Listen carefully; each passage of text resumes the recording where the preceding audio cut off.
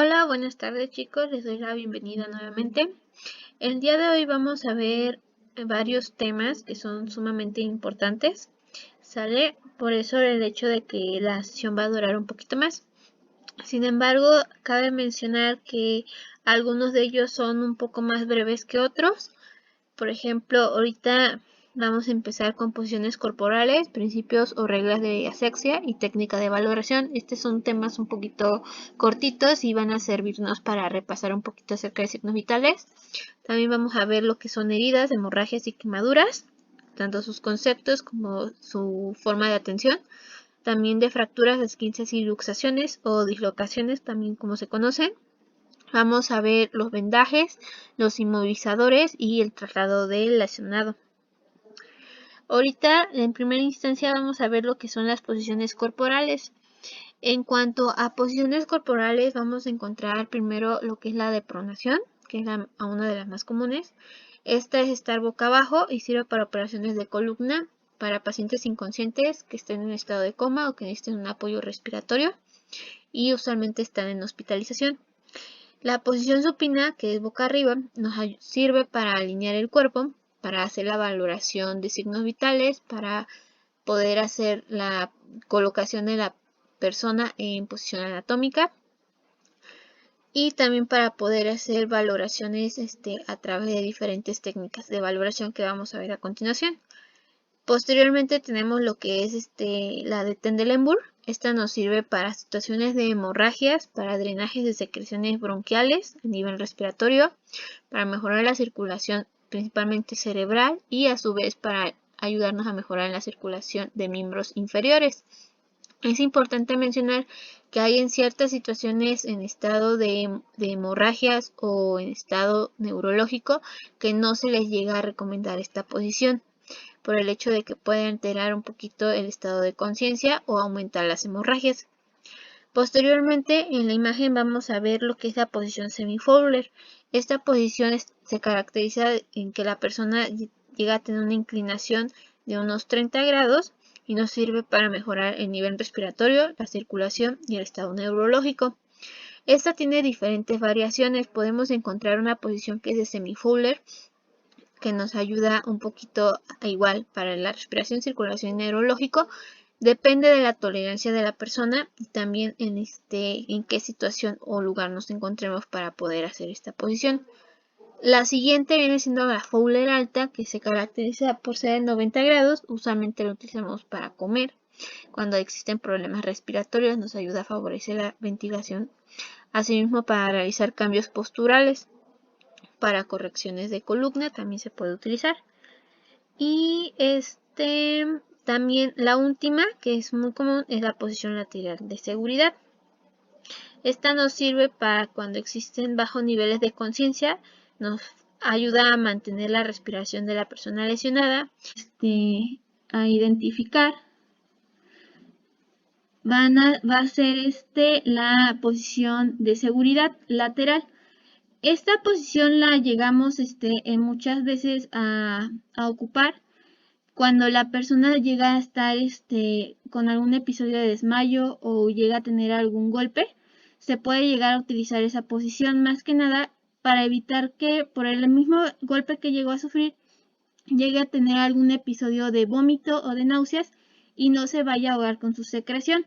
Hay ocasiones que nosotros podemos colocar debajo de la pierna que esté en ángulo como tipo triángulo una pequeña almohada o lo que viene siendo alguna sudadera enrollada para mayor facilidad por si hay algún tipo de lesión, poder detectar si hay alguna herida en esa zona a través de la identificación de la coloración de secreción. ¿Sale? En cuanto a las posiciones, pues vamos a encontrar que estas son como las principales, estas 4 posiciones.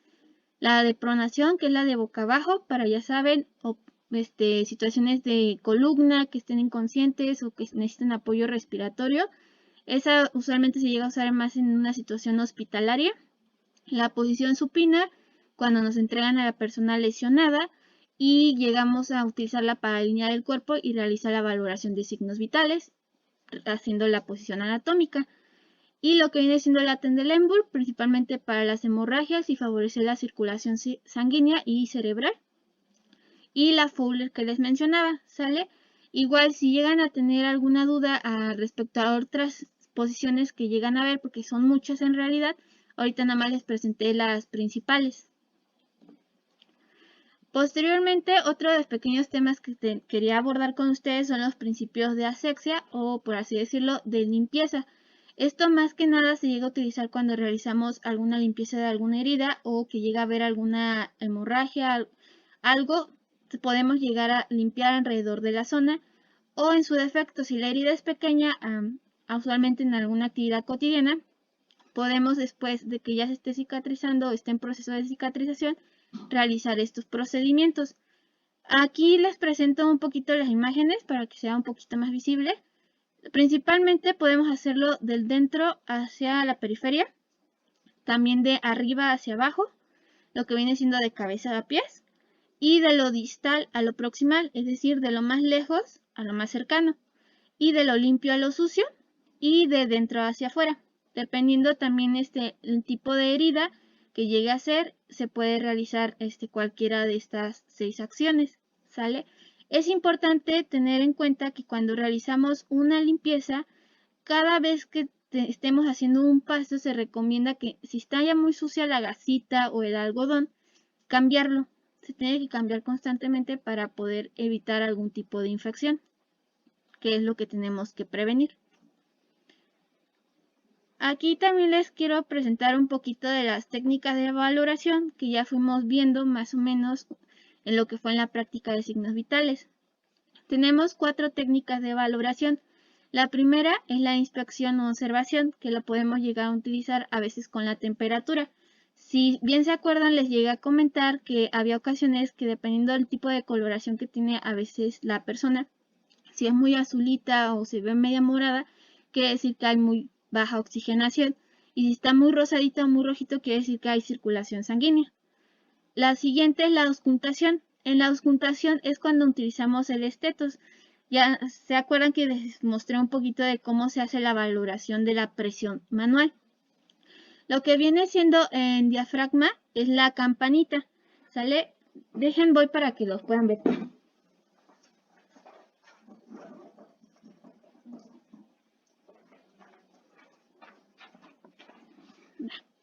De aquí, la partecita de aquí, que es la que colocamos cuando realizamos la medición de la presión, se le llama diafragma de estetoscopio. Con esta la podemos realizar y usualmente se llega a hacer más frecuente cuando valoramos la presión de forma manual o cuando identificamos sonidos respiratorios, ¿sale? Otro de ellos viene siendo la palpación. La palpación técnicamente es hacer una ligera presión con nuestros 2 dedos que llegamos a hacer para la valoración, o dependiendo de la zona, si la zona es muy amplia podemos usar 4 dedos, ¿sale? Tratar de que la opresión no sea muy inclinada, tiene que ser media superficial, más o menos entre 1 centímetro, no más de eso, para poder identificar si hay presencia de dolor o de lesión. La siguiente es la percusión. En la percusión vamos a usar principalmente el dedo del medio de una mano y el dedo del medio de la otra, ¿sale? Lo que hacemos es apoyarlo en la superficie que vamos a valorar. Usualmente yo les recomiendo que tengamos los 2 dedos y estos 2 dedos juntos para poder hacer el choque con el dedo medio. Dependiendo de qué zona estemos valorando, vamos a identificar ciertos sonidos. Como se ve en la imagen, ahí ya viene un poquito más textual la colocación de los dedos y los tipos de sonidos que se llegan a identificar, que puede ser sonido agudo cuando llegamos a hacer la percusión en hueso. Cuando son sonidos mate, quiere decir en tejidos macizos, como viene siendo el riñón, los ovarios, el hígado, que es más común. Y cuando llega a valorarse el líquido, se escucha un sonido semigrave. Y cuando hay como tipo aire, se llega a identificar un sonido timpánico, como tipo alita de mar, por así decirlo. Y hay ocasiones que eso lo podemos reforzar a través de la auscultación, ¿sale? Igual como les mencionaba, usualmente la percusión lo utilizamos para valorar tórax, abdomen y legión lumbar, que viene siendo para los riñones.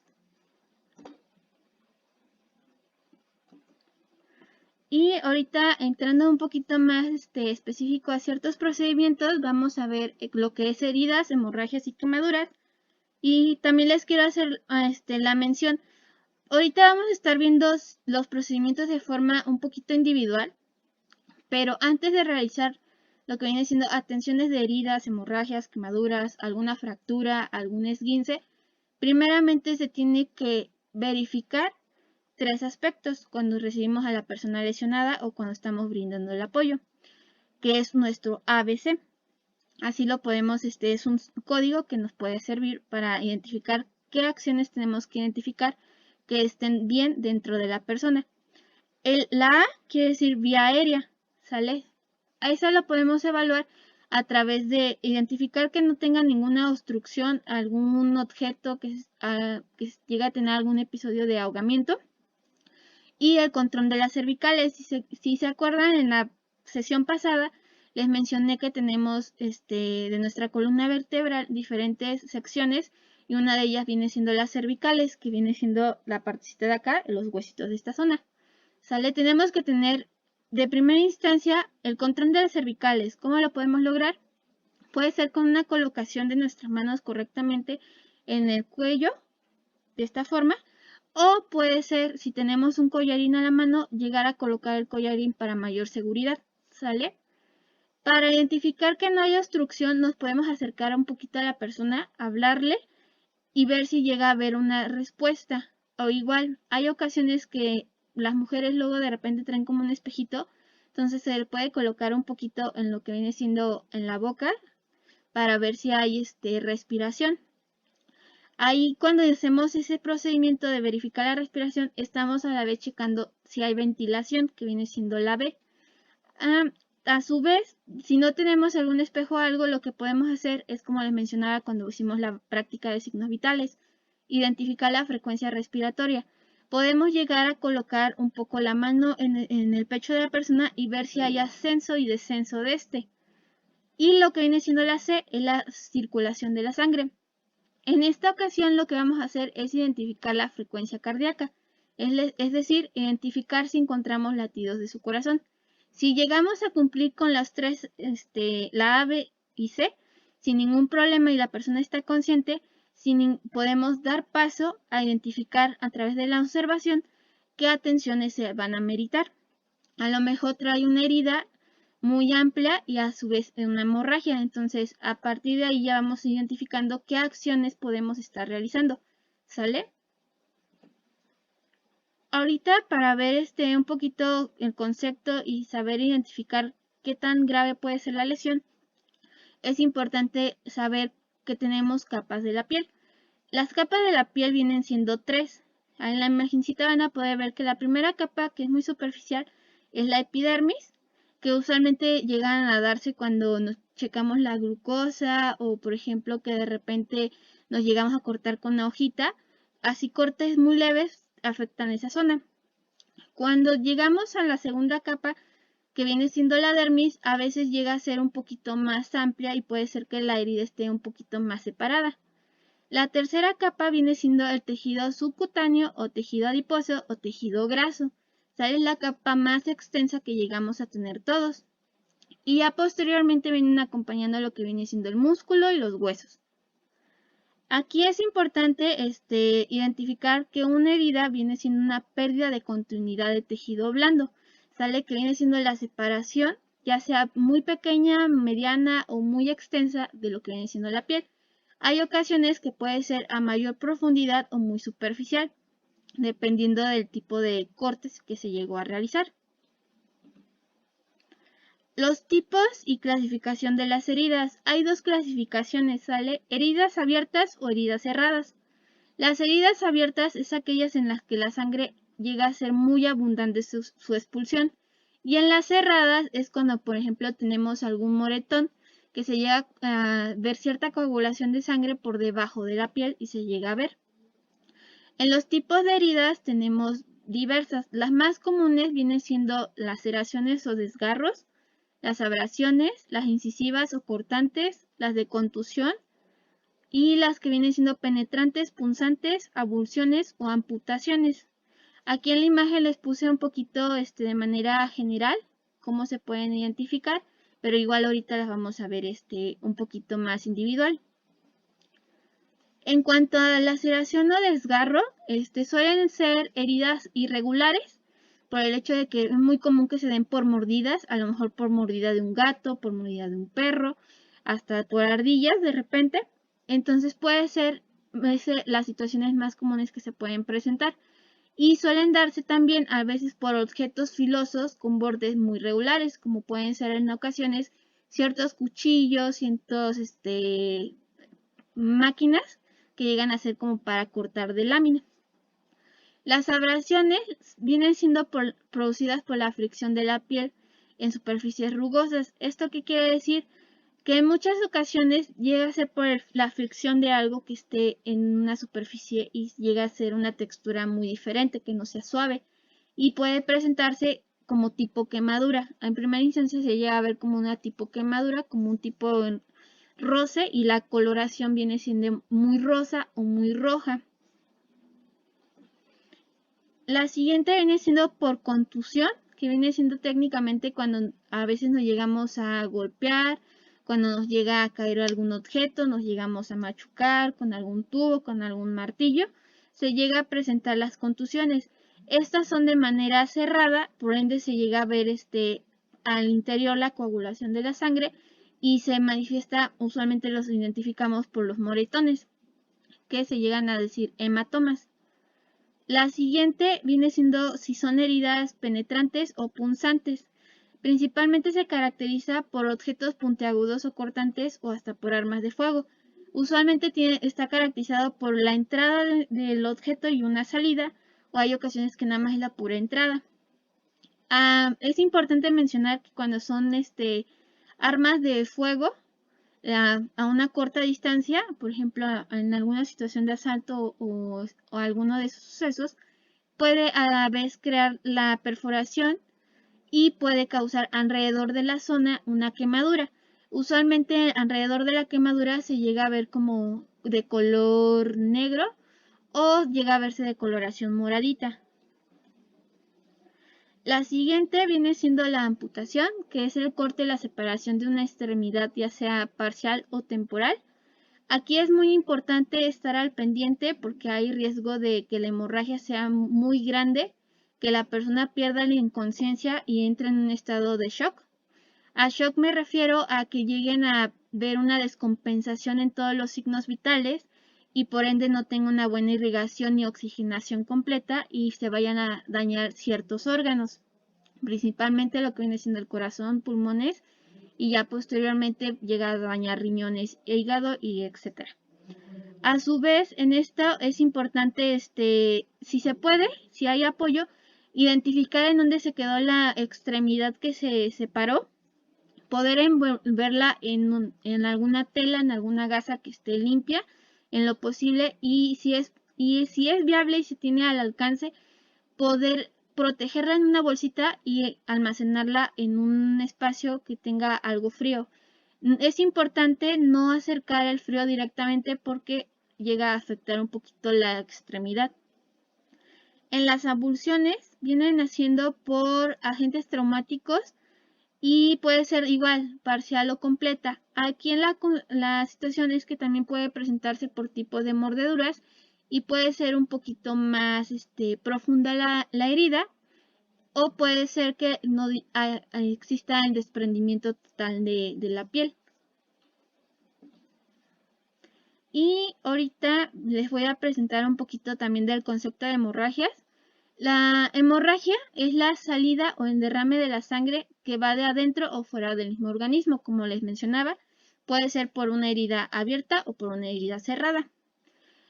Hay diferentes tipos de heridas.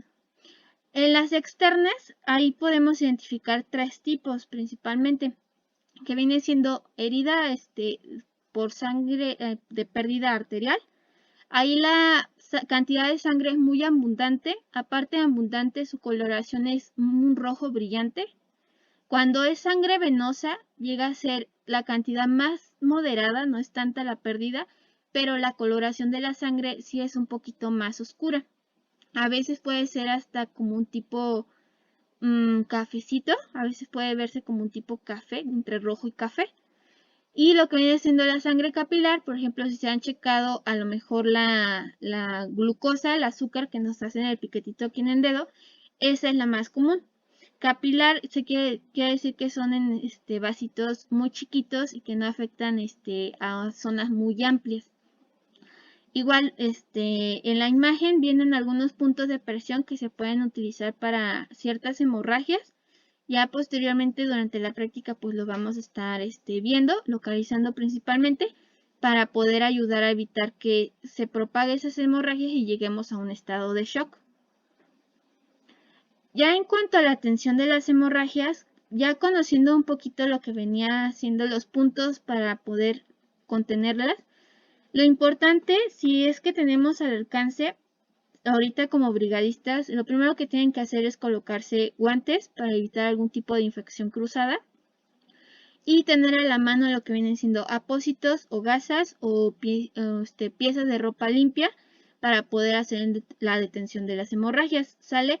Aquí es importante la aplicación. Cuando nosotros llegamos, por ejemplo, a tener una cortadura un poco amplia, a lo mejor en la frente, encima de la gasa tengo que poner otra gasa. Si llego a retirarla, hay ocasiones que lo que hacemos es que que evitemos la coagulación de ese espacio y fomentemos a que siga y continúe la hemorragia.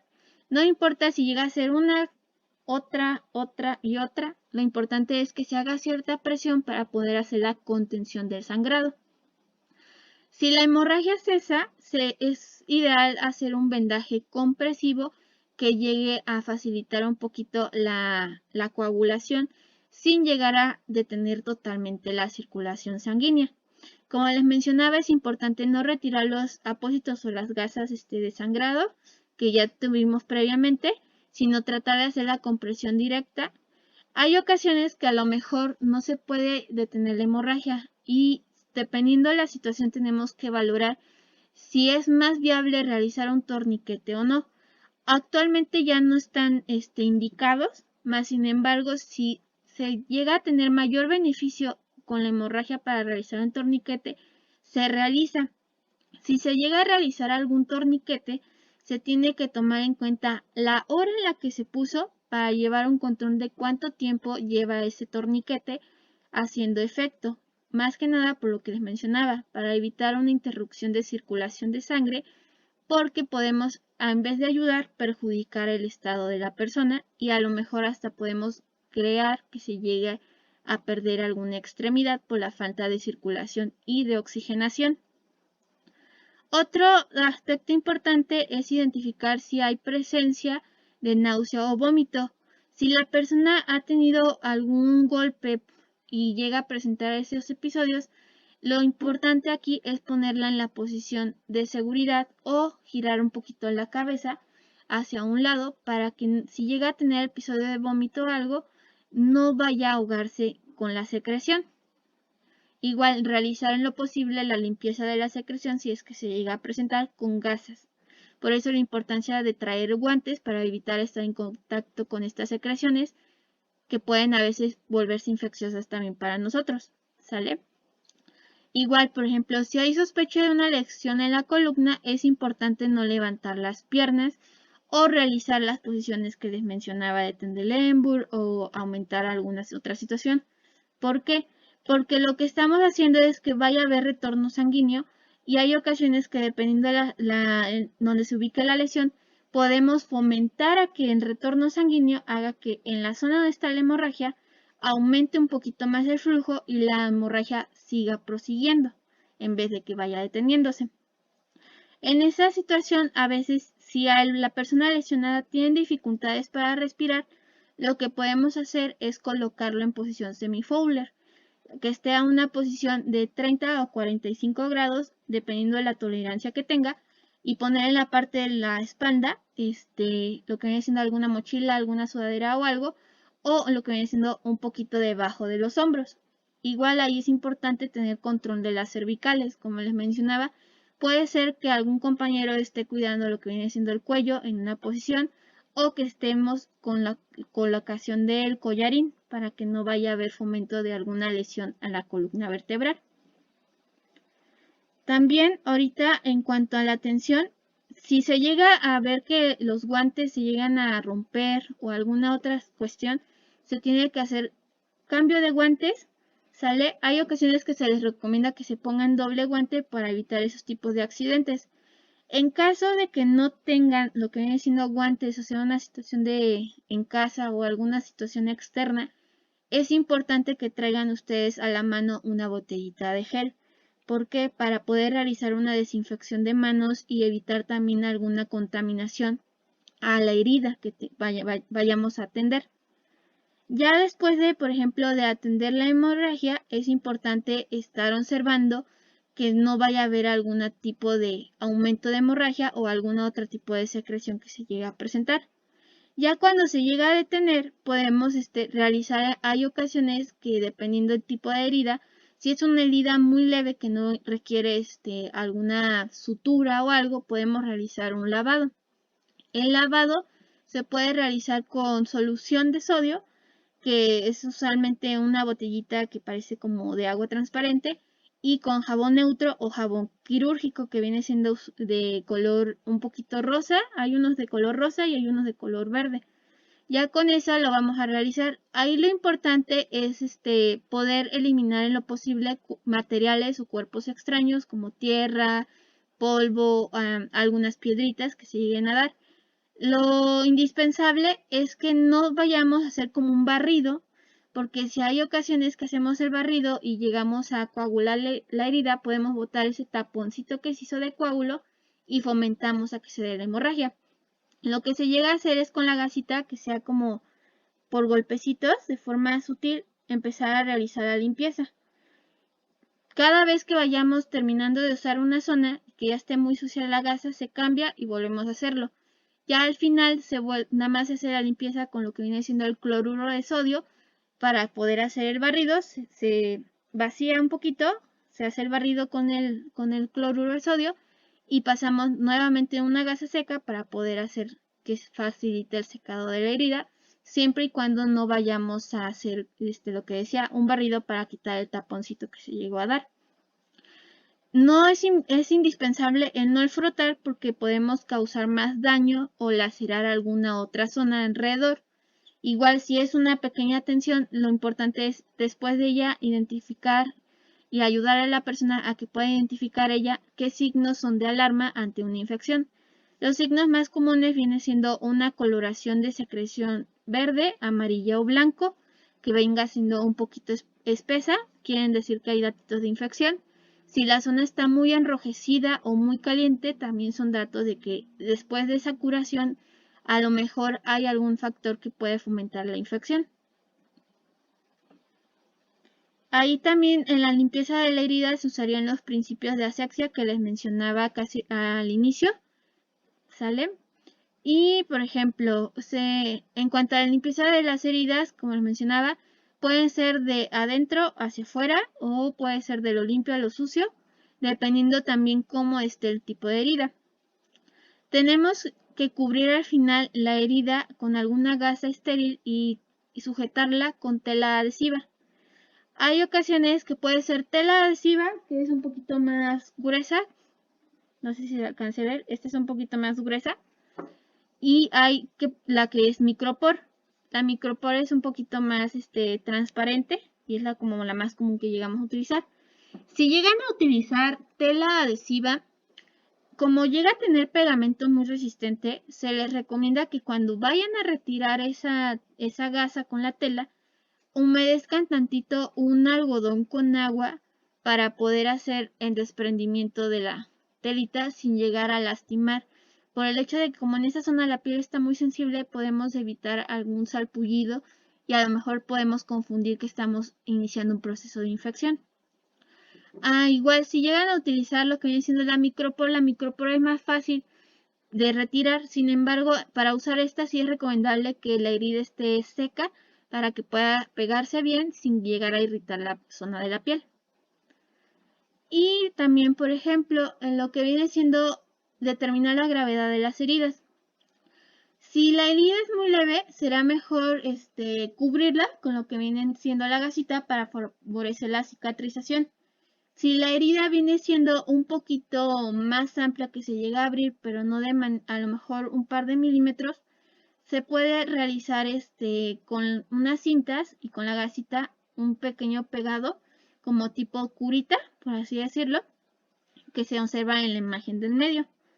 Si llega a ser que la herida es un poquito más amplia, que llega a superar más de 1 centímetro o que llega a ser casi la mitad del ancho de mi dedo, ahí quiere decir que requiere de puntadas.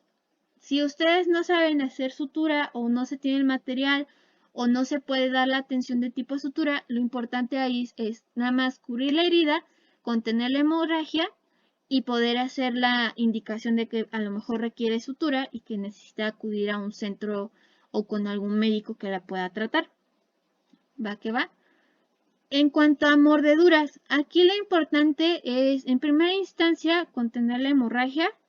Ya posteriormente de contener la hemorragia, inspeccionar si la herida no es muy grande, si es profunda, qué tan profunda puede ser, y poder hacer en primera instancia un ligero lavado con lo que viene siendo agua y jabón neutro. ¿Jabón neutro para qué? Por el hecho de que no contiene tantos elementos de alcohol y que no contienen bastantes químicos a comparación de los jabones normales. Esto para evitar que la zona quede todavía más sensible y se pueda lesionar todavía más. Si es posible y pueden identificar el animal, poder capturarlo o poder, si fue su mascota, estar al corriente de las vacunas. Si no, a lo mejor identificar de quién es el dueño, si es un perrito callejero, si es un animalito de la calle. Ubicar más o menos cómo era para que a lo mejor, o las características, a lo mejor las autoridades puedan dar con él y puedan investigar si el perrito o el animalito estaba sano. Más que nada por si tiene algún tipo de infección, identificar a ustedes cómo les pueden apoyar. Es importante que ante una mordedura, por muy pequeña o grande que sea, acudan al centro de salud porque por los esquemas de vacunación que llegan a ver acerca de la rabia, sobre el tétanos y sobre otras enfermedades, más que nada por forma preventiva, porque les tienen que hacer un seguimiento y a su vez para poder identificar las zonas de riesgo ante estos sucesos, ¿sale? Ahí sí es importante que puedan cubrir un poco la zona para evitar que se llegue a fomentar algún contacto con partículas que fomenten alguna infección. Posteriormente, por ejemplo, si llega a ser alguna herida o alguna hemorragia causada por la penetración de algún objeto o la incrustación de este, es siempre importante no retirar el objeto. ¿Por qué? Porque si lo llegamos a retirar, lo que vamos a hacer, y si no tenemos las herramientas necesarias, es fomentar una hemorragia, que esa hemorragia se va a volver en un shock y por ende a ocasiones se puede volver la pérdida de la persona que estamos atendiendo. Lo que tenemos que llegar a hacer es inmovilizarlo. Hay ocasiones que se pueden movilizar a través de una venda. En la imagen les puse un pequeño ejemplo, a lo mejor una incrustación de un objeto en el ojo. Lo importante no es retirarlo, sino proteger la zona y evitar que se vayan a estar en contacto con otras partículas, con otros objetos, o también para que el objeto no se mueva y pueda lesionar todavía más la zona o vaya a lastimar algún nervio. Lo que se puede hacer con la venda es como si hiciéramos un moño, como los que usan como una dona, como los que usan para el cabello. ¿Sale? Vamos enrollando, por ejemplo, la que viene siendo la venda, la vamos enrollando en nuestra palma de las manos y posteriormente la vamos a estar como haciendo serpentina. Ya cuando empecemos a hacer como tipo serpentina, vamos a tener lo que es una donita. Esa donita se pondría alrededor del objeto. Dependiendo también del tipo de objeto, si es chiquito, pues técnicamente haríamos un doblez con la bendita para que se vaya enrollando y protegerlo a lo mejor con cinta y con gasas. ¿Por qué? Para evitar que esté en movimiento y pueda lesionar. Igual eso lo podemos, lo vamos a hacer un poquito en ejercicio para cuando vaya a hacer la práctica. Lo que les mencionaba acerca de la acción ante amputaciones, aquí lo importante es evaluar lo que viene siendo los niveles de conciencia. Si se acuerdan, en la sesión anterior vimos un poquito aspecto de esto que viene siendo la respuesta verbal, la respuesta de lo que viene siendo la visual y lo que viene siendo la respuesta motora. Para poder identificar lo que es la valoración, es importante contener primero la hemorragia, como les mencionaba, a través de la presión directa, con la colocación de las gasas y de los apósitos, hasta que podamos poder contenerla y que se haga un poquito la coagulación de y se detenga un poquito el flujo de la sangre al exterior. Es importante igual identificar si la herida es de vida o muerte o si nos da mayor beneficio, por lo que les mencionaba del torniquete. Les hago mucho énfasis en el torniquete porque si se llega a hacer tenemos que tener cierto control en cuanto a los tiempos y identificar también, estar al pendiente de la coloración de la zona, que no se nos vaya a poner azul, que no se nos vaya a poner morada o no se vaya a poner muy fría. Y también es importante retirar cualquier objeto que pueda contaminar la herida o alguna partícula o alguna prenda que ya esté muy contaminada, tratar de alejarla para que no vayamos a tener cierta dificultad en cuanto a nuestra valoración. A su vez podemos enjuagar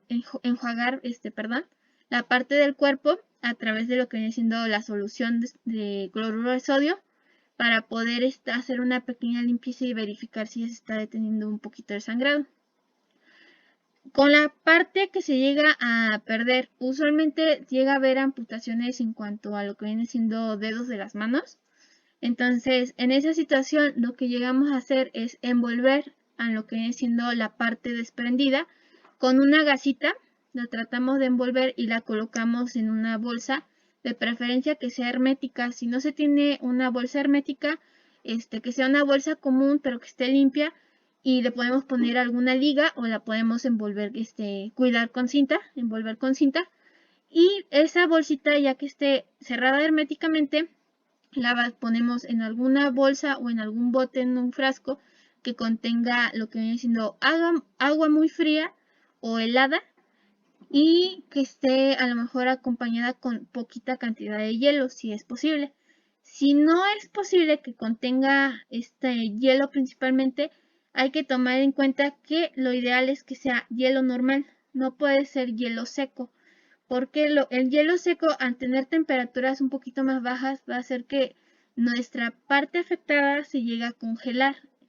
Más o menos cuando llega a haber alguna amputación, tiene un lapso de tiempo de entre 4, de 6 o hasta de 8 horas, dependiendo, para poder hacer la reimplantación de esa parte. Entonces, si nosotros lo protegemos junto con hielo seco, lo que hacemos es que se vaya a congelar la parte afectada y ese tiempo de duración lo vamos a cortar bastante al punto de que a lo mejor ya no va a ser posible la reimplantación de la parte perdida.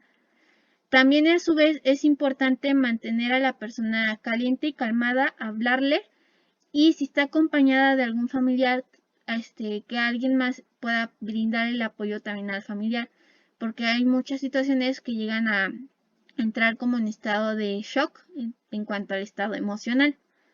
Es importante, hablando de shock, en la persona lesionada, poder fomentar cómo está su estado a través de la comodidad.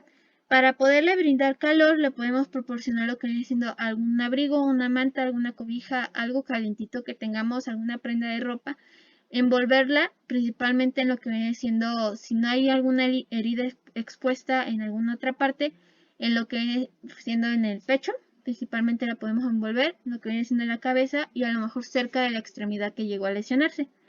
A su vez, es importante no colocar a la persona en alguna otra posición que pueda ser intolerable para él o que fomente algún tipo de sangrado. Lo que les mencionaba, las posiciones, la posición Trendelenburg, que es la de levantar ligeramente las piernas, esa está totalmente prohibida porque fomentaríamos más la hemorragia. Igual, lo que viene siendo, hay ocasiones que la posición Fowler o semi-Fowler no es tolerable porque podemos fomentar un poquito la circulación sanguínea. Ahí es importante ver cómo se encuentra el estado de la persona, valorar qué podemos hacer y, o en todo caso, ponerla en la posición de seguridad que fue la que les presentaba, para mayor seguridad de ella y para evitar algún estado de shock en cuanto a expulsión de secreciones. Aquí, por ejemplo, les puse una pequeña tablita de forma en general de algunos datos de alarma que se pueden presentar durante la valoración. Ante alguna hemorragia, hay momentos en los que, dependiendo de los signos vitales que vamos identificando o obteniendo, podemos ver si la persona está en un estado óptimo o si está teniendo un posible descenso o alguna complicación. ¿Sale? Aquí técnicamente vienen concentrados los valores que estamos tomando en cuenta, que es los niveles de conciencia, la coloración de la piel, el pulso, los latidos de nuestro corazón, la frecuencia respiratoria, la presión arterial, el llenado capilar, que podemos verlo a través de la presión que realizamos en nuestro dedo. Si se pone muy rojito, quiere decir que hay un buen llenado capilar. Si se llega a tardar y se ve un poquito transparentita la yema de nuestro dedo, quiere decir que hay un ligero o está muy lento nuestro llenado capilar. También el reflejo fotomotor, ahí viene siendo la respuesta que llegamos a tener con la lámpara a nuestros ojos, si se llega a dilatar la pupila o si se llega a contraer. Y lo que viene siendo, a lo mejor también ahí podemos meter un poquito la respuesta a los estímulos, que son los motores, a los que les mencionaba, a un pequeño pellizquito, y preguntarle en dónde sentiste el pellizco. Y si a lo mejor fue en mi mano izquierda y me dice no, en la mano derecha, a lo mejor ya estamos perdiendo un poquito los niveles de conciencia o niveles de alerta. También identificar la temperatura, si se tiene a la mano un termómetro, y si no, pues nos apoyamos con lo que viene siendo la coloración de la piel. Ahorita lo que viene siendo en quemaduras. En las quemaduras técnicamente tenemos que identificar el tipo de grado de la quemadura para saber cómo es la lesión. Y esto lo vamos a identificar a través de cómo está afectada la integridad de la piel. Técnicamente eso es un concepto. Una quemadura es una lesión que afecta a la integridad de la piel y se llega a identificar o a medir o a clasificar dependiendo de la profundidad que ésta tenga. En la imagen, como al inicio les comenté, tenemos que recordar que técnicamente nuestra piel tiene 3 capas. Esas 3 capas son la base para poder identificar qué tan grave es la lesión en cuanto a herida, hemorragia o quemadura. ¿Sale? Cuando es una quemadura de primer grado, llega a ser nada más en daño en la epidermis. Cuando es una quemadura de segundo grado, afecta a la epidermis y a la dermis. Y cuando viene siendo una quemadura de tercer grado, llega hasta lo que viene siendo el tejido subcutáneo, que es el tejido graso. Puede llegar a afectar músculo, tendones o hasta el hueso. ¿Sale? Igual, dependiendo de la profundidad y la cantidad de afectaciones, a veces en los hospitales se hace una valoración. La valoración la realizan ellos a través de la imagen que les presento del lado derecho. Dependiendo de la zona que se llegue a ver afectación de quemadura, se hace una clasificación. Pero eso ya es un poquito más de hospital. Nada más quiero que la lleguen a conocer para que lleguen a ver cómo llega a ser la clasificación de la ubicación de las quemaduras, que puede ser en lo que viene siendo la cabeza, en miembros superiores, miembros inferiores y lo que viene siendo el tórax con abdomen, y en la parte posterior que viene siendo la zona lumbar. Como les mencionaba, usualmente las quemaduras que requieren un ingreso hospitalario son aquellas que van a ser de categoría 2 y que afectan la parte superior del 15% de la superficie corporal, que viene siendo técnicamente el esquema que les acabo de comentar de los dibujitos de cómo está la distribución de las quemaduras. También, si la quemadura es de tercer grado, no importa la cantidad de porcentaje de superficie, se manda al hospital para poder hacer una valoración, porque ante una quemadura hay pérdida de líquidos que puede comprometer el estado de la persona y caer en un estado de shock. Si las quemaduras llegan a ser en manos, pies, cara y genitales, se manda igual a una clínica y se tiene que llamar a los cuerpos de emergencia. Si hay dificultad respiratoria, si fue por una quemadura eléctrica y si está asociado a alguna otra lesión. Si llega a ser una quemadura acompañada de una hemorragia o de alguna herida penetrante, de primera instancia se tiene que llamar al 911 para solicitar apoyo en lo que nosotros podemos brindar la primera atención que le podemos dar a la persona. Lo primero, también, si llega a ser, por ejemplo, alguna lesión, una quemadura por algún cortocircuito, por algún incendio o algo, tenemos que controlar la escena y evitar que sea una zona de riesgo tanto para nosotros como para la persona, ¿sale? Tratar de alejarnos de la fuente de calor, tanto a ella como a nosotros, porque si no podemos, al final, nosotros tratamos de ayudar, pero podemos volvernos nosotros los lesionados, entonces tratar de evitar esa situación. Como les mencionaba en la primera, tratar de hacer lo que sabemos y lo que está en nuestras posibilidades y no tratar de hacer algo que no sabemos que puede perjudicar a otras personas. Es importante, si la persona se está quemando o alguna prenda se está empezando a quemar, tenemos que indicarle que se detenga y que se tire al suelo y ruede sobre sí mismo. ¿Sale? En lo que está haciendo eso, nosotros podemos, a lo mejor en ciertas zonas, identificar mantas especiales para estas situaciones, arena o agua, y tratar de colocarle o lanzar un poquito estas sustancias para que podamos ayudarle a apagar las llamas que tienen sus ropas. ¿Sale? Es importante, antes de acercarnos, verificar que la zona esté segura, que la fuente del calor no esté cerca, que no vaya a haber algún contacto, alguna corriente eléctrica que pueda causar alguna detonación o algo. Y si llega a ser que tengamos cerca alguna descarga eléctrica, algún contacto, algún cable o algo, tratar de retirarlo a lo mejor con algún objeto de madera, que puede ser como el palo de una escoba, el palo de un trapeador, con algún objeto, no nosotros directamente, porque eso nos va a causar que nos causemos una quemadura y por ende seamos los lesionados. También es recomendable colocarnos sobre una superficie seca, que esté a lo mejor de caucho o de madera, pero que no sea fuente de corriente eléctrica. Ahí es indispensable también identificar si no hay alguna corriente de agua, algún otro elemento que pueda ser peligroso. Cuando llegan a ser quemaduras eléctricas, puede haber no solamente una quemadura o una sola herida, puede haber varios, por lo mismo como les mencionaba. Puede haber una fuente de entrada y una fuente de salida de esa misma descarga. Es importante identificar en qué zonas está la quemadura y usualmente las quemaduras de este tipo a veces llegan a ser de grado 3, dependiendo de la intensidad, y se llega a caracterizar porque la coloración de la piel viene siendo un poquito más oscura, como tipo carboncillo. En la imagen pasada, si lo ven, venían un poquito las características. En el primer grado, ahí veíamos, se llega a identificar con la presencia de ardor, enrojecimiento y dolor en la persona, no lo llega a manifestar. Cuando es de grado 2, usualmente en la parte superior se llega a ver ampollas o vesículas, hay enrojecimiento en la zona, muy notorio, y todavía llega a haber presencia de dolor. Cuando son del tipo 3, usualmente las ampollas o las ámpulas, las vesículas, llegan a reventar. Hay secreción ligeramente de líquido, se llega a sentir como medio viscoso y hay insensibilidad en la zona.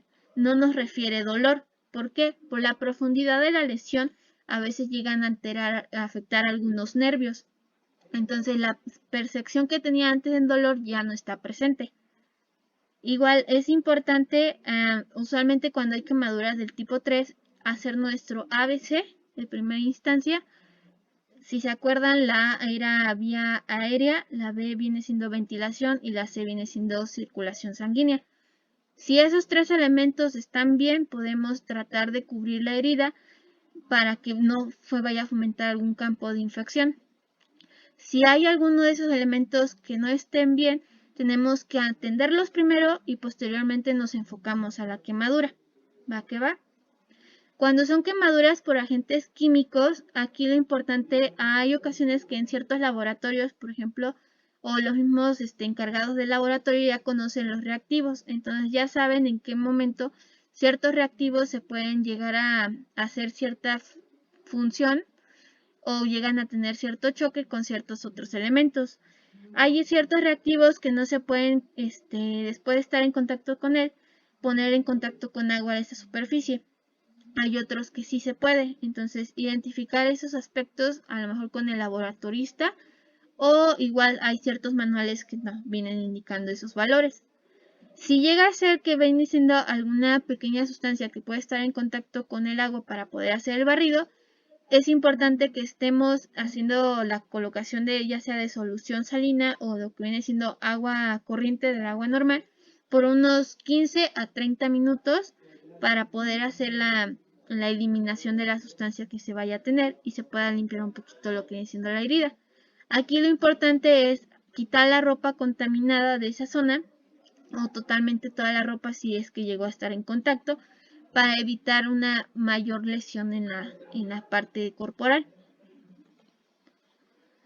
Si viene siendo un agente sólido, se llega a hacer el barrido en seco, que es a través de una gasa tratar de eliminar la sustancia. Se pasa una vez, otra gasa y se pasa otra vez hasta que la eliminemos totalmente. Aquí, antes de que podamos hacer, hay ocasiones que, por ejemplo, si es como sustancias el fenol, la cal, el óxido de calcio, se puede, se hace primero el barrido en seco y posteriormente ya se hace la limpieza con lo que es la aplicación del agua. Cuando son ácidos, se debe de quitar o eliminar totalmente la prenda que estuvo en contacto para evitar alguna laceración, una quema en la piel más amplia. Aquí lo importante de primera instancia hacer la limpieza con agua corriente en la zona afectada y aplicar bicarbonato sódico durante 15 o 20 minutos para poder hacer la neutralización de la zona y evitar que se siga propagando la quemadura o la lesión en esa parte. Si la situación viene siendo por álcalis, es importante lavar la zona con agua corriente de forma muy abundante y posteriormente aplicar lo que viene siendo solución saturada de ácido bórico. Nos va a ayudar a dispersar un poquito la tensión y que podamos hacer la curación. ¿Me permiten tantito?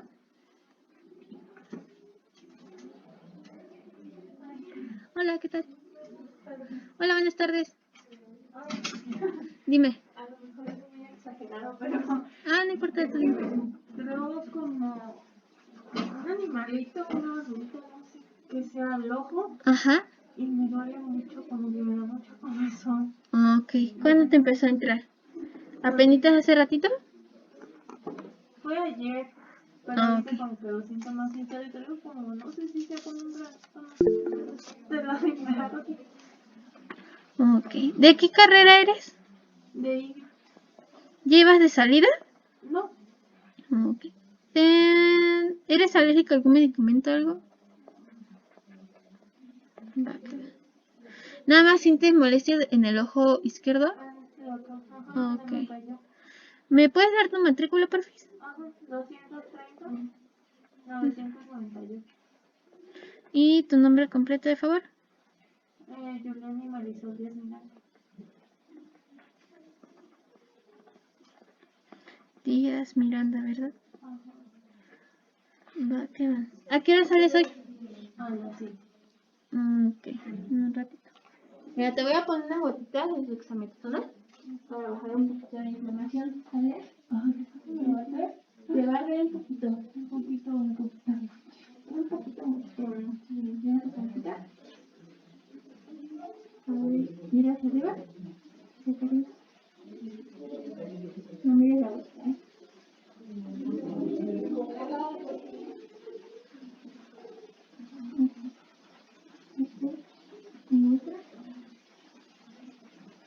Si quieres cerrar el ojito, mejor así para ti. Ok.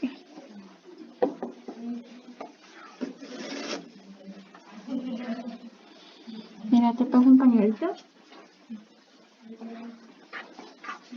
Ahorita que vayas saliendo de tus clases, procura que no te vaya a dar directamente el aire en ese ojito.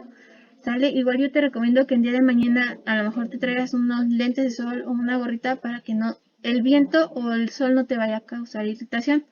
Lo que te puedes llegar a colocar viene siendo, por ejemplo, te puedes llegar a colocar todavía estas gotitas. Te las puedes comprar, no hay ningún problema.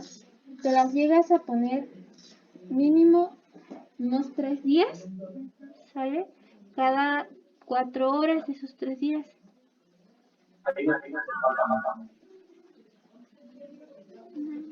Cuatro gotas, 2 gotas cada 4 horas. 3 días. Es dexametasona clindamicina, sale, es antiinflamatorio y va a traer, también trae tantito antibiótico, sale, para evitar algún tipo de infección. Te vas a colocar 2 gotitas en ese ojo y posteriormente la siguiente que te pongas en el otro ojito, para evitar que se llegue a correr o alguna otra situación. Te la vas a colocar 2 en cada ojito por cada 4 horas, los primeros 3 días, sale, para ver cómo sigues. Ya después, si para el lunes todavía persiste la molestia o algo, igual regresas, ¿sale? Para que no vaya a haber ningún problema. Trata ahorita de no exponerte tanto en los días que vienen al sol, o tratar de protegerte con una gorrita o con lentes de sol. ¿Va que va? Sí, no hay de qué, no te preocupes.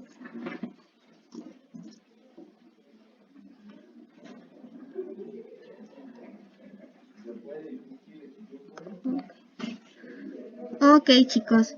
¿En qué andábamos? Vale.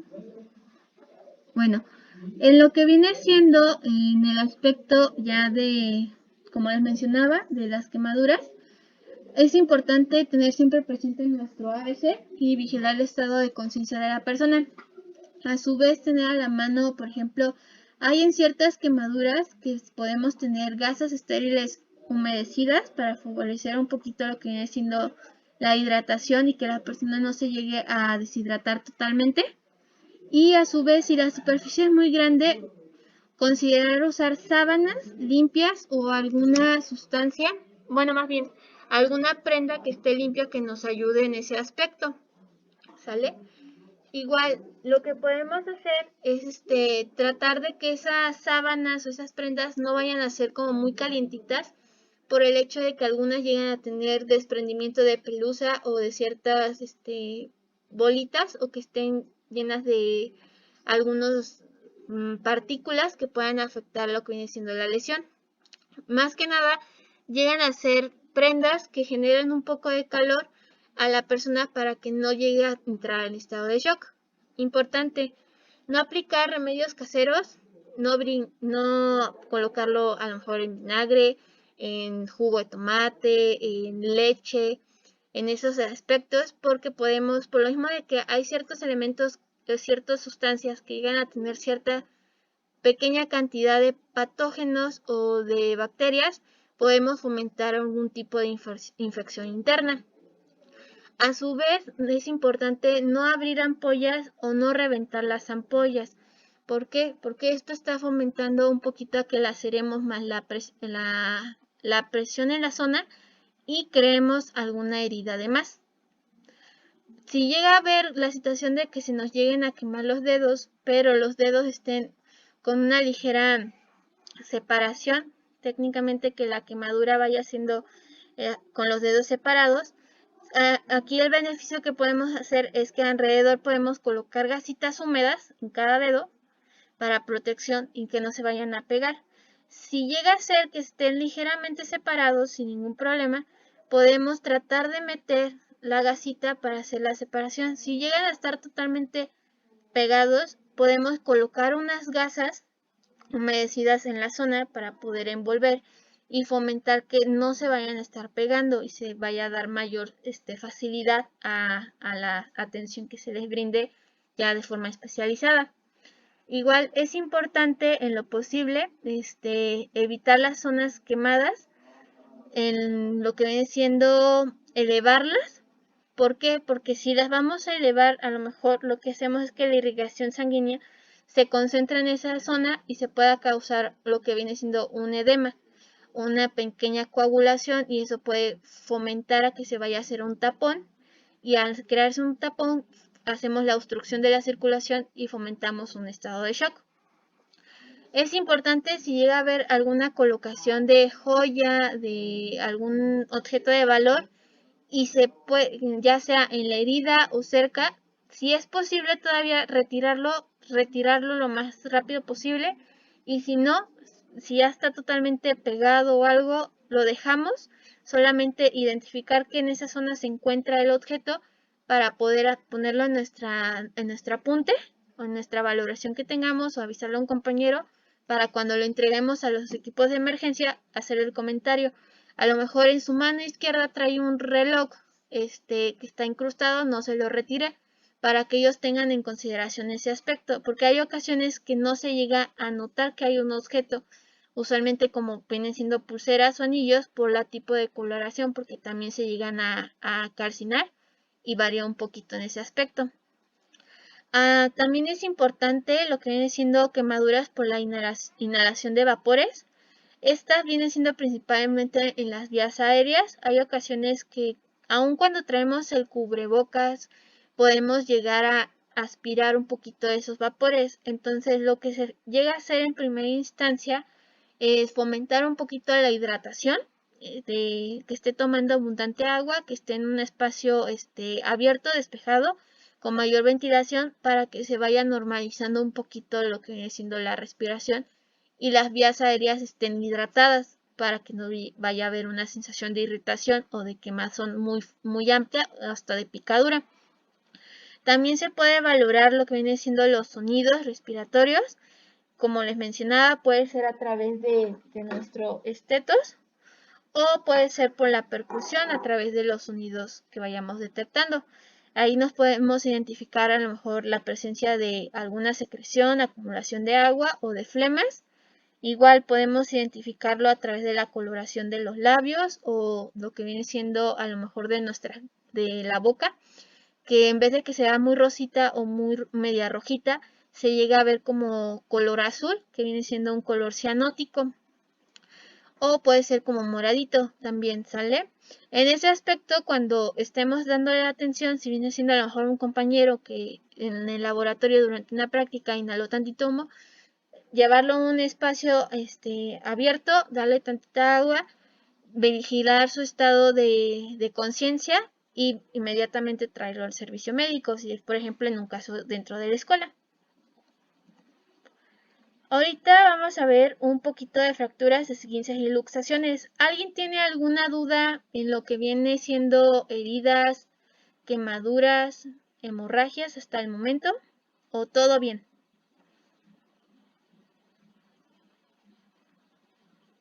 Bueno, Todo bien, Ok, todo bien. Va, igual si llegan a tener alguna duda pueden anotarla, y al final en el chat me doy una vueltita para leer a ver si tienen alguna duda y lo resolvemos, ¿sale? En lo que viene siendo fracturas, esguinces y luxaciones, primordialmente aquí lo principal es la inmovilización y su tratamiento.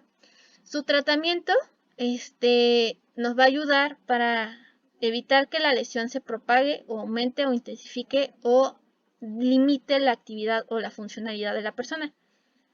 Lo que es la inmovilización siempre es necesaria para cualquier tipo de fractura, esguince o luxación, sea si sabemos cuál es o sea que no sepamos cuál sea, ¿sale? Siempre debemos de inmovilizar de arriba o por debajo de la lesión, nunca directamente sobre la lesión, por el hecho de que hay ocasiones que puede haber alguna herida, alguna hemorragia, entonces tenemos que tratar de hacerlo de manera superficial. Igual, si llega a haber una hemorragia, se colocan los apósitos y tratamos de hacer la compresión a través del vendaje, de manera que no obstruyamos totalmente la circulación. En el tratamiento vamos a utilizar compresas frías, pueden ser que unas que ya venden como bolsitas, o puede ser agua fría, bolsas de hielo, bebida fría, cualquiera de esas. Vendaje, pues cualquier venda, usualmente viene siendo la chiquita o puede ser de otra medida, puede ser 5 centímetros, 7.5, 10, hay de diferentes dependiendo de la extremidad que se vaya a inmovilizar. Y lo que viene siendo pues obviamente la inmovilización y el traslado de la persona.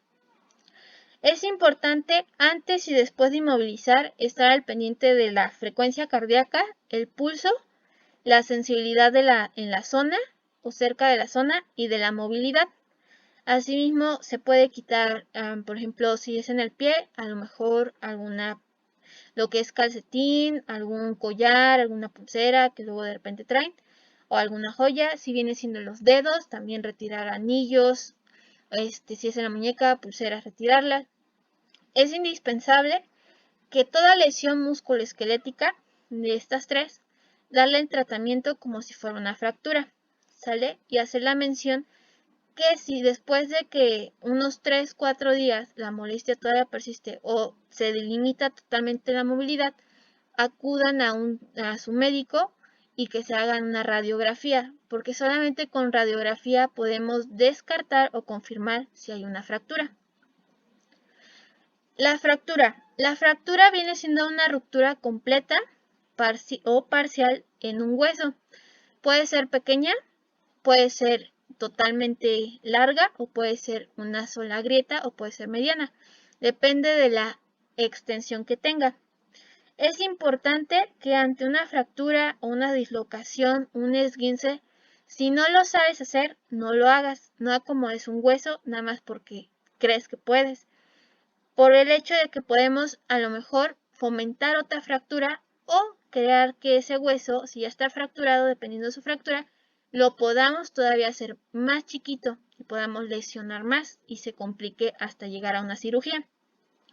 Si hay una hemorragia, como les decía, se puede aplicar la presión indirecta, que es con apósito vendaje, o nada más la directa, que viene siendo con la gasa, y nosotros hacemos la presión. Se puede hacer también lo que viene siendo la aplicación de frío, como les mencionaba. A esto se le llama crioterapia. Y también es importante respetar la posición y movilizar. Si contamos con férulas, pues va. Si no contamos, a lo mejor improvisar. Igual ahorita les voy a decir más o menos qué materiales usar. Y siempre tratar de no apretar de más. Al final le preguntamos a la persona cómo siente el vendaje, si lo siente muy apretado o si lo siente bien. Y también lo podemos identificar a través de la movilidad que lleguen a tener a veces los dedos y la coloración que estos tengan. Aquí lo importante es saber más o menos cómo se dividen las fracturas. Hay tres técnicamente, por así decirlo, de forma práctica, lo que son abiertas o expuestas y las cerradas y simples y lo que son las fisuras. Cuando son cerradas o simples, el hueso no sale por la piel, ¿sale? Se queda de manera interna, no se llega a observar nada. Eso lo podemos identificar ya con una radiografía. Cuando es abierta o expuesta, el hueso rompe la piel e implica una herida abierta, una hemorragia. Cuando es una fisura, usualmente es parcial y llega a darse a la separación de los bordes. No se llega a ver ruptura de la piel. Ahí también requerimos de una radiografía. De forma general, se pueden identificar los signos y síntomas. Los signos son aquellos que podemos valorar a través de signos vitales, a través de observación, de los métodos de técnicas que les mencioné.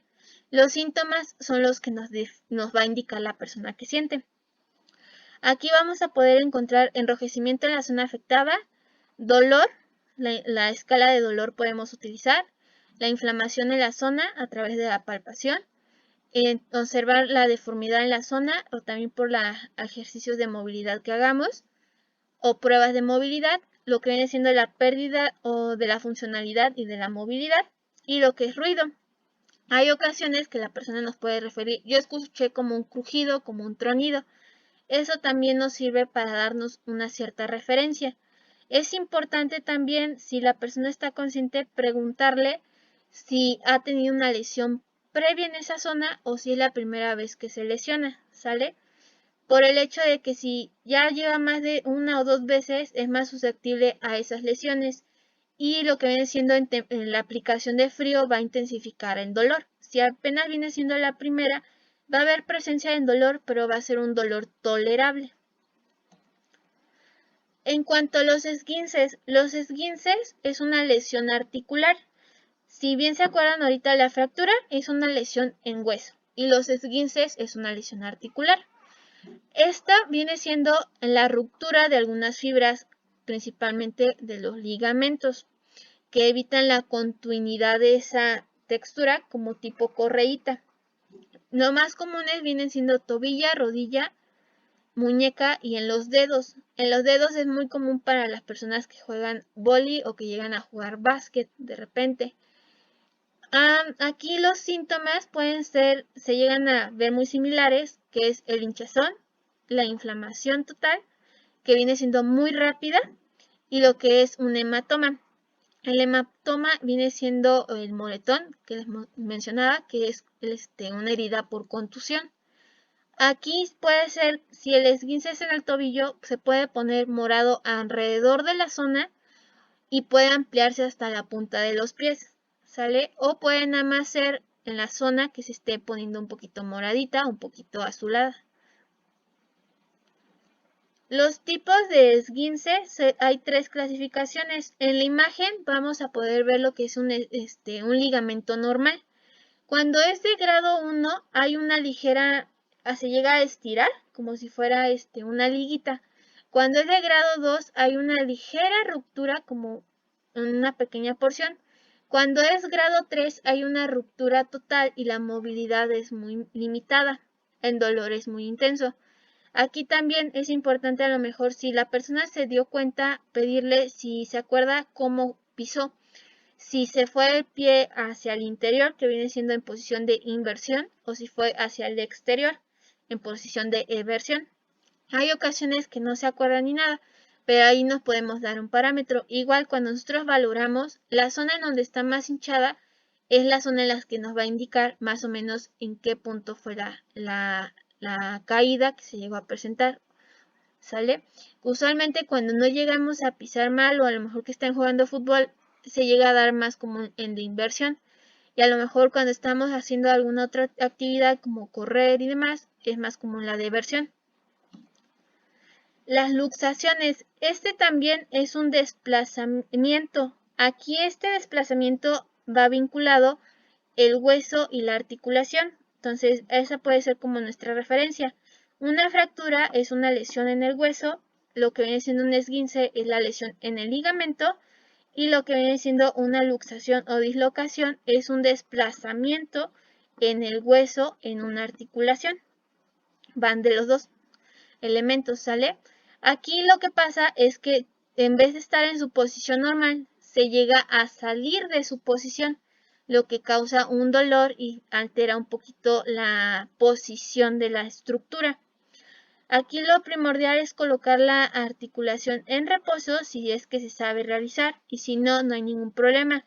Se puede tratar de enfriar la zona para cohibir posibles hemorragias y disminuir la inflamación en la zona. Aquí importante, si llega a aplicarse frío, que no sea directamente. Tiene que haber mínimo una distancia. Si es de spray, pues debe ser una distancia de entre 15 a 30 centímetros. Si llega a ser aplicación de hielo, tenemos que envolver en hielo, poner el hielo en una bolsa y envolverlo en una telita para poder hacer la colocación. Dejarlo de unos 10 a 15 minutos para que se pueda realizar el efecto y inmovilizar. Puede ser a través de un cabestrillo, una pañoleta, cualquier situación. Y si es posible, dependiendo la situación en qué lugares, tratar de equilibrar un poquito la posición. Darle recomendaciones de qué posiciones puede realizar para disminuir la presencia del dolor. Pero si la persona no lo tolera, tratar de inmovilizar en primera instancia. En cuanto al vendaje, en los 3 procedimientos vamos a estar realizando en ocasiones lo que es el vendaje. Primordialmente, en cuanto a algunas recomendaciones que les puedo dar es que se debe colocar con enrollo hacia afuera. Si me voy a vendar, el rollito tiene que estar hacia afuera, en esta zona, para mayor facilidad. Es importante iniciar de derecha a izquierda y que la venda esté totalmente enrollada. Que no esté suelta, que le estemos tratando de enrollar en ese momento. Y dar de primera instancia 2 vueltas de seguridad en la zona para mayor protección y a partir de ahí empezar a hacer el vendaje de forma circular. Cuando se va a vendar una articulación para dar soporte, como en el caso de una luxación, de un esguince, es importante empezar de la zona proximal más cerca de donde está, por debajo de la lesión, hasta la zona que está más retirada del corazón, ¿sale?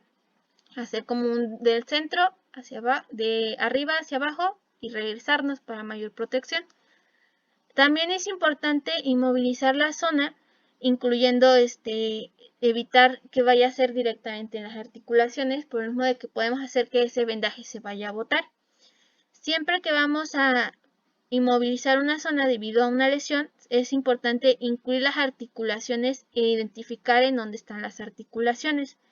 Igual, si vamos a vendar en esas zonas, evitar vendar los pies y los dedos de las manos. ¿Por qué? Porque estamos cortando un poquito la circulación y aparte evitamos, obstruimos nuestro campo de valoración visual. Lo importante aquí es conocer que el vendaje nos ayuda para comprimir, para cubrir, para contener. Hay ocasiones que nos sirven para corregir algunas lesiones, como en los esguinces, para tratar de que la inflamación se contenga y se pueda corregir, para dar soporte y para inmovilizar. Hay diferentes tipos de vendaje. Los más comunes es el circular o el de compresión, que viene siendo en 8 o también se conoce como vendaje de tortuga. El que es vendaje de espiga, lo que viene siendo la capelina cuando hay algún golpe en la cabeza, y lo que viene siendo a veces el ocular cuando hay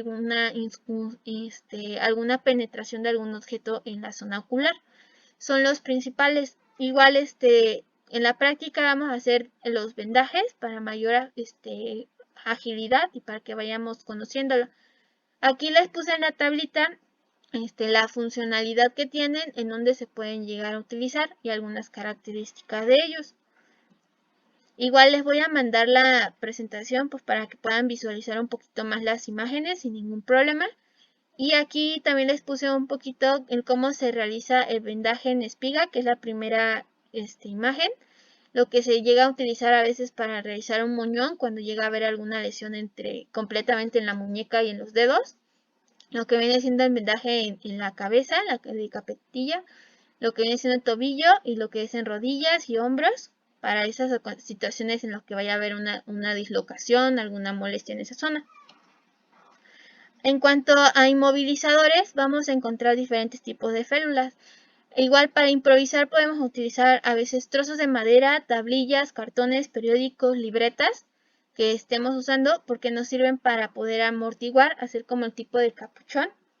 Y nada más podemos reforzar a través de vendajes y cinta. Hay otros que ya son más especializados, como el de las imágenes, que ya se llegan a visualizar un poquito más. Hay ocasiones que también cuando llegan a ver esguinces en los dedos y por ejemplo no se llegan a tener las férulas principal, podemos usar abatelenguas, venda y cinta, como se ve en la imagen. Esto nos facilita principalmente a que se fomente todavía lo que es la hinchazón. Igual ahí en la imagen vienen un poquito unos periódicos. Los periódicos también se pueden usar libretas que se puedan enrollar y poner una venda para poder evitar un poquito esa molestia. Se pueden usar también a veces sudaderas, se pueden utilizar paliacates para lo que viene siendo el cabestrillo. Y en cuanto al traslado del lesionado, aquí es importante identificar si podemos hacer el traslado, si no tenemos camilla, qué tipo de traslado podemos realizar y también identificar si podemos realizarlo o quién puede realizarlo. ¿Por qué? Porque si la persona llega a tener alguna lesión o por su peso o su talla es muy complicado, es importante pedir ayuda para poder hacer ese movimiento. ¿Sale? Si no se tiene garantía del daño o si estamos en una zona de mucho riesgo que vaya a ser algún derrumbe, alguna explosión, tratar de inmovilizar a la persona dentro de nuestras capacidades para evitar alguna lesión o algo previamente, ¿sale? En cuanto al traslado, tenemos tres principales. Uno de ellos es el arrastre, que viene siendo arrastre simple, que es el de arriba a través de los pies. Lo que hacemos es en las manos, en las muñecas, poner una ligera venda para que no se vayan a separar y se vaya a lesionar o a fomentar algún corte y lo arrastramos agarrándole de los tobillos. El otro viene siendo el axilar. Ahí principalmente igual podemos colocar en sus muñecas en la posición segura y se las podemos vendar para evitar que vaya a haber algún movimiento brusco que pueda fomentar una lesión, y a través de la axila cargarlo lentamente. Otra de las formas que podemos realizar es un arrastre que se llega a arrastre de bombero. En el arrastre de bombero, si podemos gatear con la persona, nos ponemos encima de ella, le vendamos las muñecas y lo ponemos alrededor de nuestro cuello. Nosotros vamos a estar como gateando a través de ella. Si tenemos alguna cobija o algo, la podemos enrollar como tipo tamalito y con esa, la misma sábana lo podemos arrastrar para evitar que vaya a haber alguna lesión o algo, si es que tenemos el material. Otro de ellos viene siendo la carga, que viene siendo, como se ven en las imágenes, puede ser que lo carguemos como de tipo caballito, que lo carguemos de hombros o que lo carguemos como a veces le llegan a decir como cargar de princesa. O también lo podemos hacer en forma de silla humana. Con ayuda de otra persona nos colocamos los brazos, hacemos que los brazos sean lo que viene siendo la parte de abajo de la silla y se vaya apoyando de los hombros. Hay otra que a lo mejor si la persona tiene silla de ruedas, estamos en un sismo, en alguna situación de esas, y está en su silla de ruedas o está con alguna lesión y tenemos cerca una silla, la sentamos y lo movilizamos con la silla completamente. La otra viene siendo la camilla. También aquí les puse unas pequeñas formas que podemos utilizar para lo que viene siendo la creación de una camilla, dependiendo si tenemos el recurso y si tenemos el material a la mano. Si no lo tenemos, pero tenemos a lo mejor alguna sábana amplia o algo, podemos realizar a través de esa una acción que es la que les mencioné, la que es la de la arrastre de bombero, para facilitar la que viene siendo la movilización de la persona. ¿Sale? Es importante que identificar que si vamos a usar una camilla improvisada o una camilla ya estandarizada, para no lastimarnos al levantarla tenemos que separar ligeramente los pies y doblar las rodillas, nunca la cintura. ¿Por qué? Porque nos podemos lesionar la espalda, ¿sale? La fuerza que vamos a tener y que vamos a utilizar es hacerlo a través de las piernas y no con la espalda. Y es importante, cuando vayamos a hacer el movimiento de levantar a la persona, ponernos en sintonía con nuestros demás compañeros y decir a la cuenta de 3 y hacer la acción cuando se llegue a ese momento. Coordinarse entre todos y comunicarse. ¿Por qué? Porque si uno se levanta y el otro no se levanta, podemos hacer que el lesionado se nos vaya a caer, se vaya a lesionar, o que alguno de nuestros compañeros se nos pueda lastimar, ¿sale? Igual es importante que cuando nos levantemos, tratar de contraer los músculos principalmente del abdomen y de la pelvis, así como mantener la cabeza y la espalda recta, ¿sale? Mirando hacia el frente. No tratemos de mover una persona solo si no está en nuestras capacidades, si la persona es muy pesada, si la persona es más alta que yo. Es importante pedir ayuda o solicitar, asegurar la zona para que no vaya a haber ningún problema. Igual, si llegamos a estar solos ante una situación de emergencia, hacemos nuestro ABC. Si hay una persona cerca, le podemos solicitar que llame a los servicios de emergencia, que se quede ahí con nosotros para asegurarnos que ya lo hizo y que se quede para hacer el contacto en el medio de comunicación con los medios de emergencia que nos vayan a auxiliar. Si estamos solos, llamamos a los servicios de emergencia y ponemos el teléfono en altavoz para estar al pendiente de las indicaciones que nos puedan dar, de a lo mejor llegan en 5, en 10, 15, 20 minutos, y poder nosotros decir qué estamos haciendo. Siempre todo lo que hagamos, como les comentaba, decirlo en voz alta para tener la evidencia. Igual, si la persona está consciente o semi-inconsciente o hay algún familiar, nos vamos a acercar y siempre pedir, presentarnos y decirle, te puedo ayudar, y que nos dé la autorización del sí. Ya con eso podemos empezar a aportar apoyo. Si la persona no sabe responder o no nos puede responder, tratar de insinuar a que nos dé el permiso de ayudar. ¿Por qué? porque hay ocasiones que se puede malinterpretar esa ayuda y a veces lo podemos hacer con buena intención, pero podemos terminar en algún problema legal. Entonces, para evitar esa situación, siempre tratar de acercarnos, presentarnos, pedirles, darles la indicación de que si les podemos ayudar y esperar el sí, a checar nuestro ABC, asegurarnos de que el ABC esté bien y ya de ahí darle atención a identificación de qué heridas hay presentes y el nivel de prioridad, ¿sale? Si estamos varios ahorita, por ejemplo, que somos como brigada, podemos repartirnos las actividades. Ahorita lo que vamos a hacer posteriormente en la siguiente semana va a ser una pequeña práctica en el que alguno de sus compañeros va a presentar alguna hemorragia, algún esguince, y que entre todos podamos de primera instancia ponerse de acuerdo en qué intervenciones pueden realizar para que se vayan rolando las actividades y puedan realizar lo que ya hicimos, la práctica de signos vitales, lo que fue ahorita la explicación de heridas, quemaduras y hemorragias, la atención de esguinces y de fracturas, y si es posible, abarquemos también el traslado. En muchas ocasiones aquí lo que viene siendo los simulacros, el traslado ya no lo realizamos como tal de levantarlo nosotros, sino que ya lo pasamos directamente a la camilla. Pero podemos ver ese aspecto en el caso de que no se llegue a dar totalmente para hacer la simulación del suceso, ¿sale? La siguiente semana la práctica va a ser, yo estimo que va a ser como de 1 hora y media.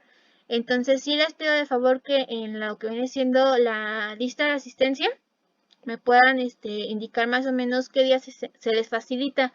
Si se les llega a facilitar el fin de semana, que es el sábado, con todo gusto la realizamos, lo programamos, agarramos un espacio y lo hacemos aquí, no hay ningún problema. Al contrario, estaría súper bien que fuese a lo mejor un sábado para que estén la mayoría presente y no interrumpa a las actividades de la mayoría y podamos estar todos y nos podamos conocer ya de manera físicamente para poder hacer la práctica. ¿Sale? Y bueno, de mi parte pues ya sería todo, si no me equivoco. Así que si tienen alguna duda, algún comentario, pues es su momento. A ver, díganme.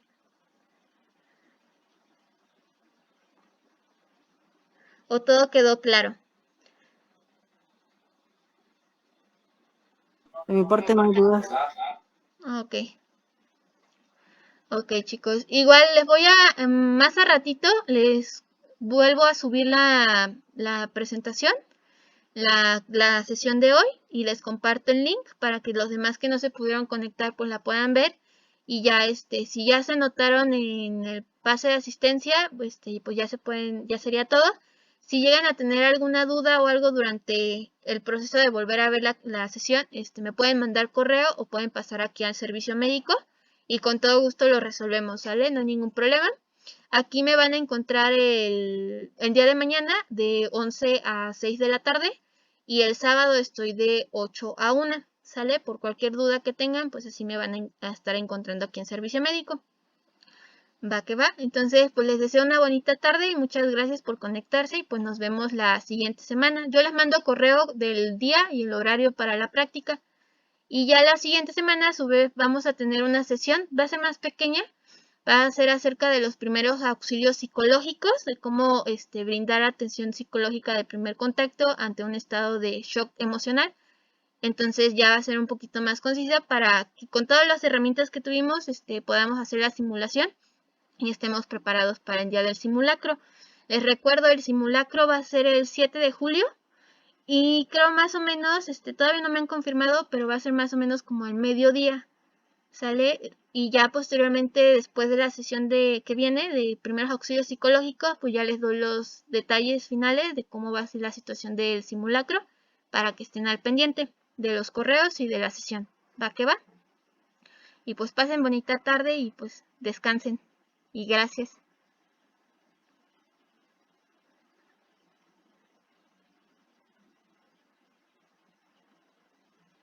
Nos vemos, hasta luego. Nos vemos, hasta luego, chicos.